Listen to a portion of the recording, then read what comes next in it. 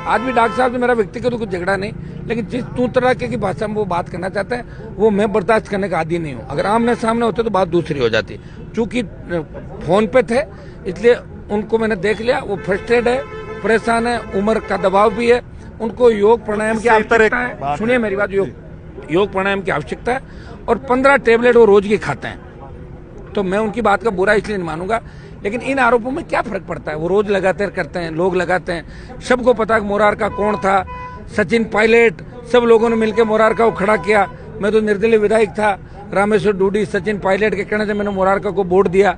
इसका क्या लेना देना?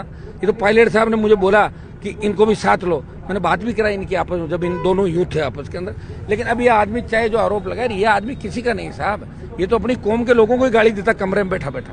ये क्या थर्ड पॉइंट बनाएंगे, ये तो ये है वो है। मैं तो ये कह रहा हूँ कि डॉक्टर साहब ने जिन पे आरोप लगाए थे कांग्रेस के नेताओं पे, ये उनको भी घर बुला के मिल लिए, रीट वालों से मिले और उनसे भी सौदा कर लिया। जिस तरह ये इसके अंदर नाम क्यों ले रहे हैं उनके, बताओ मुझे, एक का भी नाम लेकर दिखाएं। अगर इनके अंदर ताकत है तो इनकी सरकार है। ये कह रहे हैं ना मैं मोदी जी का खास हूँ, कभी ये ढोल बजाते हैं वहां जाके, कभी ये कहते हैं मोदी जी के साथ वहां काम करता था। तो करा लो काम, मना कौन करा? एक भी कांग्रेस के नेता को पकड़वा के दिखा दो।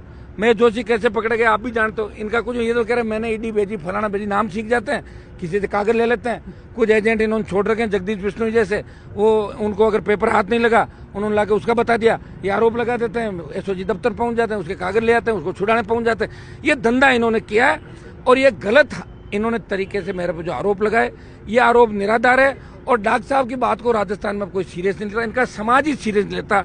जिस व्यक्ति ने एक उभरते हुए नौजवान को दोबारा जेल के अंदर डलाया और उसकी जो दुर्गति की है, और अपने ही समाज के लोगों के समरावता में पुलिस भेज के जिस तरह पूरे गांव को पिटवाया, वो मीणा समाज इनको माफ नहीं करेगा कभी भी। ये मुझे कह रहे हैं हनुमान जी जाटों को, हनुमान जी ने तो जाट जाति का नाम देश में रोशन किया जब आवश्यकता थी किसान आंदोलन के अंदर। जब डॉक्टर साहब कह रहे थे कि बॉर्डर पे तो आतंकी बैठे, किरोड़ीलाल जी कह रहे थे, मैं शाहजहांपुर बॉर्डर पे मोदी के खिलाफ था, मैं छोड़ के एनडीए सड़कों पर लड़ा हूं।